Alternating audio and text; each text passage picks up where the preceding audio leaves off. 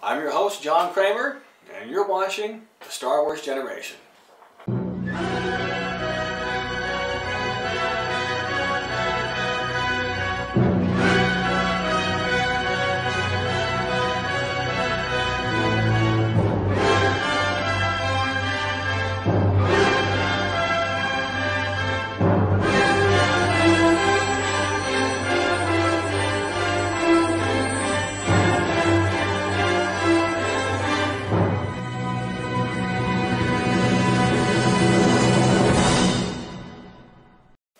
You're watching The Star Wars Generation, where a vintage Star Wars fan talks vintage Star Wars. So my wife has told me that all these rants are bringing out the cynicism in me. So, time for something funner. Top 10. Top 10 science fiction films. But I'm not going to include the Star Wars films, because if I did, then it would actually only be a top 7. Because, number 3 would be Return of the Jedi, number 2 would be the original Star Wars, and number 1 would be The Empire Strikes Back. So I'm not going to include the Star Wars films in this, so that way I can have a full top 10 greatest science fiction movies. But, since this is the Star Wars Generation, I'm actually going to try and tie every movie on this list back to Star Wars. So, number 10, 1927's Metropolis. So Metropolis is, strangely enough, a movie about bridging the gap between the upper class and the working class. Now, if anyone has actually seen the original 2.5-hour long version, you will learn that it's 2.5 hours. It is long and it is boring.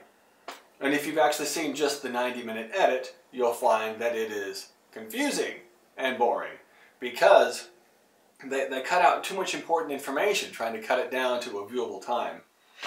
So this is on the list though because it's the granddaddy of all science fiction films. Now it's not the granddaddy simply because it's the oldest, because it's not the oldest. And it's by far not the greatest. But I would probably have to say that out of all of those old science fiction films, it's the most influential. And you'll find that many directors will tell you that it is one of the most influential science fiction films. And as a result, many of these great directors have paid tribute to the film in their own films, such as in Steven Spielberg's Close Encounters of the Third Kind. You'll see in this scene that Spielberg is actually paying tribute to the Tower of Babel scene in Metropolis. Or in this scene from Ridley Scott's Blade Runner, you'll see that he is paying tribute to Metropolis, where they were trying to portray a city that was so big that the airplanes didn't fly over the tops of the buildings, they actually flew round and about them. And, of course, to tie this back into Star Wars, you can see here that C-3PO was based upon the Man Machine. Number 9, 1968's 2001: A Space Odyssey. Now this movie is, it's actually kind of a film about evolution. It's a film about evolution from ape to man to machine. And because it's on those 3 things, it is actually divided into 3 different sections. It's divided into the Dawn of Man, Jupiter mission, and then Jupiter and Beyond the Infinite. Now, just like Metropolis, this movie can actually get pretty long and boring. And in fact, the first time I watched it, I was probably in my early teens, and I couldn't even make it past the first section, because it's actually just there's no dialogue, it's just a bunch of apes running around. They're learning to make tools, they're learning to make weapons, and ultimately learning how to kill. Now the second section is actually where it gets pretty good, because this is where you start to get a little more, you get dialogue. Not a lot of it actually, but you get dialogue. You get a little more of a conflict, you get a little more climax. That's where you're introduced to Hal, the computer that ends up ultimately killing the crew, trying to ensure that the mission goes forward. Now, in that part of the movie, there are actually some really amazing special effects. This movie, principal photography on this film actually started in 1965. 1965, we hadn't even been to the moon yet. That year, Edward White had actually taken the first spacewalk. You know, so we were just barely even launching 2 people in space at a time. So we hardly knew anything about space. So for what little we knew, it's actually amazing what these special effects are. And they look real, it's just very convincing. Now the way that Stanley Kubrick was able to achieve these amazing effects was that he hired art director Harry Lang and then concept artist Colin Cantwell. Now, the last part of the movie, which is actually Jupiter and Beyond the Infinite, you know, that part, that's just where it gets confusing. It's more just, it's just weird stuff.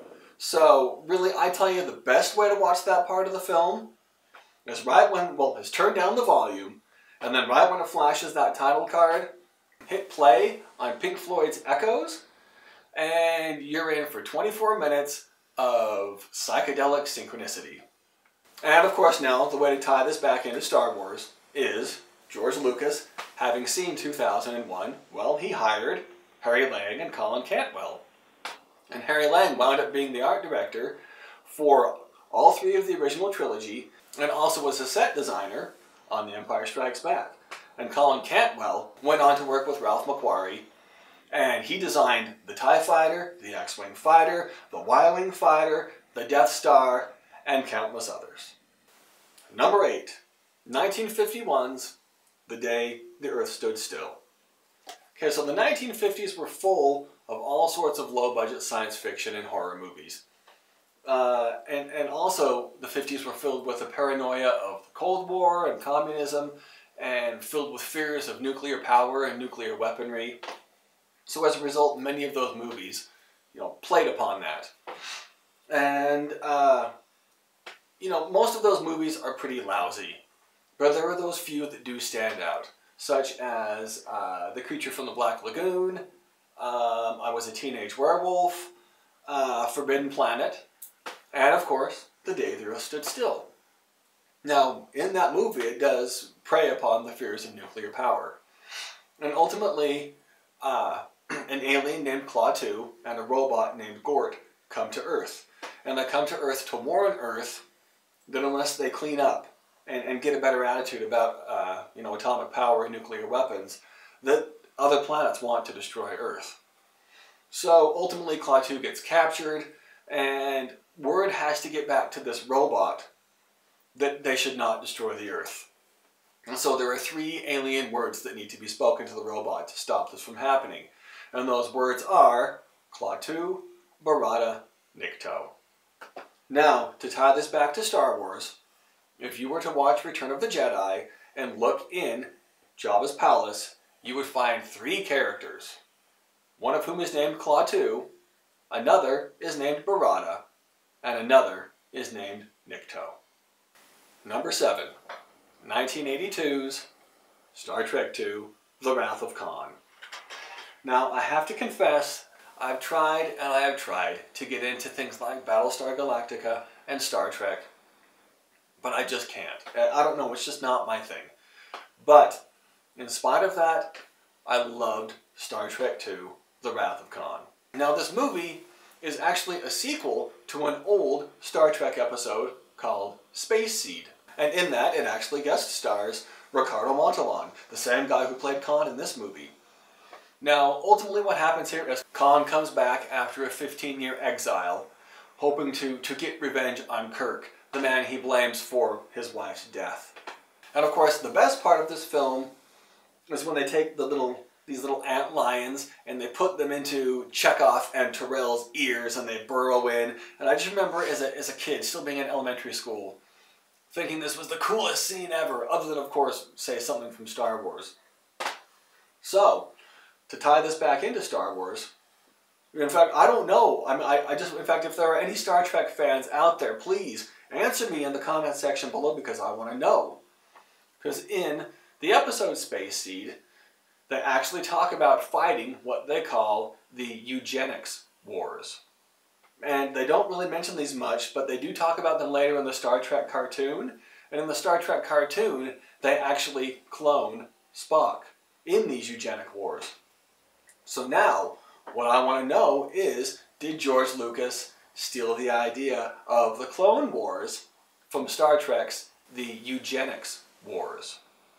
Number 6, 1985's Enemy Mine.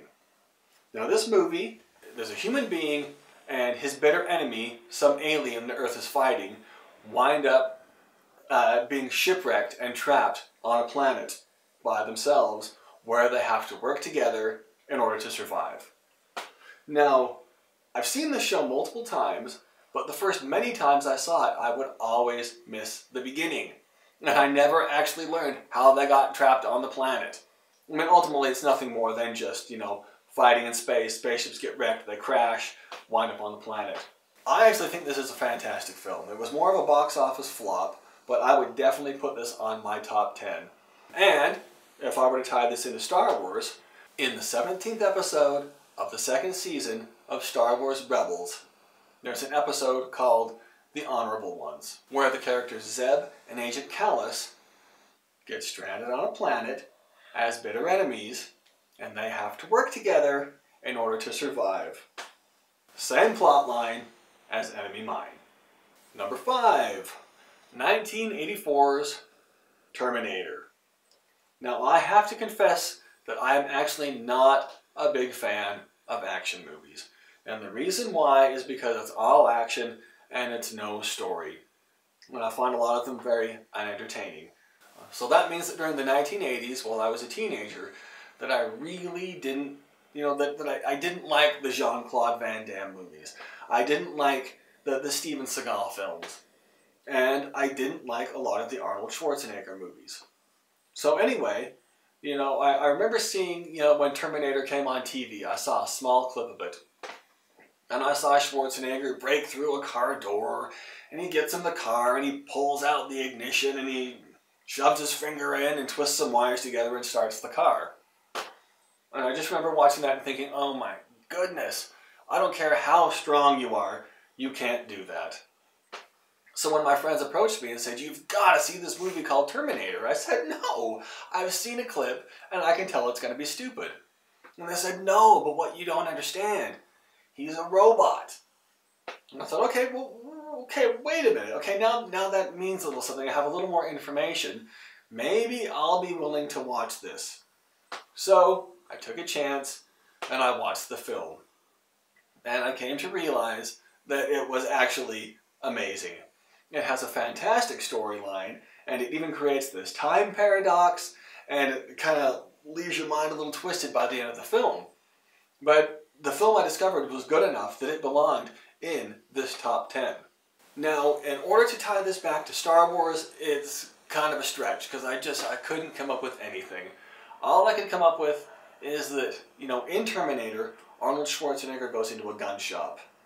And the worker in the gun shop is an actor by the name of Dick Miller.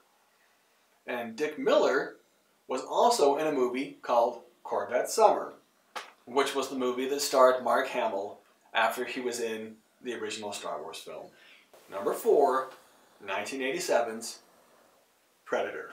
This was yet another movie my friends told me I needed to watch, that I wasn't willing to watch because I thought, alright, fine, you found one Schwarzenegger movie that was good, but I've seen Commando, and I know how lousy it is. I don't need to see another. But they finally convinced me to watch this one.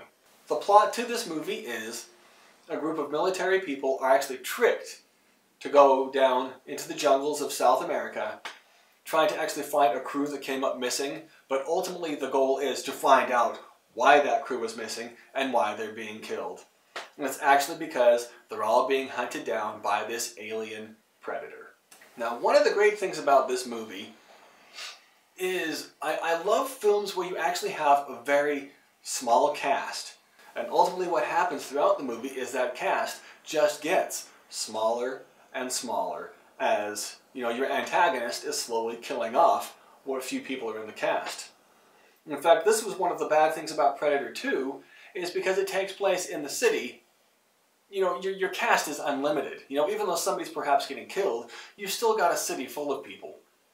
Predator takes place in the jungle, and so you've just got your military crew who's been sent down, and ultimately one by one they keep getting taken out. Now, to tie this into Star Wars, there was an episode of Clone Wars, episode 21 and 22 of season 3. And they were called Padawan Lost and The Wookiee Hunt. And ultimately what happens is Ahsoka gets captured and gets taken to a planet and is hunted by this alien. So once again, just like Enemy Mine, same storyline. Number 3, 1982's Blade Runner. Now, this movie is based on the Philip K. Dick novel, Do Androids Dream of Electric Sheep? And ultimately what it is that people on Earth have created these androids, or as they call them, replicants, that are actually, as they describe them in the film, more human than human. And so they're actually a superior race they're creating. And they use them as off-world slaves. And because they are better and bigger and stronger than humans, they actually put just a 4-year lifespan in them to ensure that they don't rise up and rebel and conquer the humans. Now, this movie, kind of like, 2001 or Metropolis, can be viewed as being long and boring. But I have to confess, I love the film. Now, there are multiple cuts. You've got the original cut, the director's cut, and, there are concepts I like from all of them. I would probably still recommend the director's cut, but I would still say don't forget to just try watching the original cut. Because in the original cut, they have Harrison Ford doing a voiceover. Now, I think that Harrison Ford's voiceover is pretty mediocre, but you kind of need that voiceover to give you a feel of what this movie actually is, because this movie is a future noir. It is a futuristic film noir. And in films noir, there's always the private detective who narrates the story as it's going along. So as a result, I think you kind of need that narration to get that point. But I think Harrison Ford does a bad job of it, so ultimately in the end I would probably say the best cut is the director's cut. Now, tying this to Star Wars, well, that's easy, just simply because Harrison Ford. Number 2, 1982's The Thing. Now, this is the John Carpenter version. Now, my oldest brother would probably be disappointed in me that I didn't pick the Howard Hawks 1951 version called The Thing from Another World. But I think this one is better because it's got that same concept that Predator has, that I liked, where you start out with a very small cast, and ultimately it is narrowed down more and more as the antagonist, kills off your cast. And I also prefer this version because it is actually more faithful to the original story from which it came, which is a short story that was published in, those old pulp magazines, Astounding Stories, back in 1938, called Who Goes There? That story is that a group of scientists are down in Antarctica and they discover alien life. And this alien is actually capable of absorbing life forms and absorbing their memories and actually taking on their form. So the great part about this movie is you actually never know who the bad guy is, because it might be in alien form, it might be in one of the characters' form. You don't know, so it's always this thing of who do you trust? You don't know who to trust, and it creates this fantastic form of suspense. In fact, even at the end, you have two characters and you have no idea, is one of them the bad guy? Now, to tie this one back into Star Wars, a little bit of a stretch again, but as I said, this movie is a remake of the 1951 film, The Thing from Another World. And the director of that film was a man by the name of Christian Nyby. And Christian Nyby also edited a film called The Big Sleep. And the script for The Big Sleep was written by a woman by the name of Lee Brackett, who actually is the woman who wrote the original first draft of the screenplay for The Empire Strikes Back. So now, the moment you've all been waiting for, number 1, 1979's Alien. Now, when I saw Alien, it was also that same concept I had with Predator and with Terminator, where I just kind of thought to myself, this is just going to be one of those cheap science fiction movies. It's not going to be that good. And so I didn't see it, of course, when it came out. I was far too young when it originally came out. But I still saw it when I was too young to be watching that movie. Saw it over at a friend's house. They had it, somebody rented it on tape. And we watched it. And I found myself dumbfounded. This movie was actually amazing. The special effects were amazing. The story was amazing. And this may have been my first introduction to what I've been talking about before in these other movies, where you wind up in this claustrophobic situation with a very limited cast, and slowly, one by one, they keep getting picked off by the antagonist. So, to tie this movie into Star Wars. So, when Star Wars first came out, as everyone knows, it was not originally a book. It was the screenplay made into a movie. So, they created a novelization of the film. And according to the actual book, it says that novelization was written by George Lucas. But word came out later that it was actually not George Lucas who wrote the book. It was ghostwritten by a man by the name of Alan Dean Foster. So anyway, when Alien came out, they also wrote a novelization of the film. And who wrote that novelization? None other than Alan Dean Foster. Anyway, thanks for watching. And if there are any movies you think I left out, or any movies you think don't belong in this top 10, let me know in the comment section below. And really, if you want to have more conversations with someone who grew up Star Wars, I'm not just talking that I liked Star Wars when I grew up. I'm talking that I grew up when Star Wars was Star Wars. When Star Wars was in the theaters, when Star Wars was running, when you had to wait 3 years between movies. So if you want to talk with someone who really, truly grew up Star Wars, please subscribe. Anyway, don't forget to come back next Wednesday when I put out my next episode. And for now, good night, good luck, and may the Force be with you.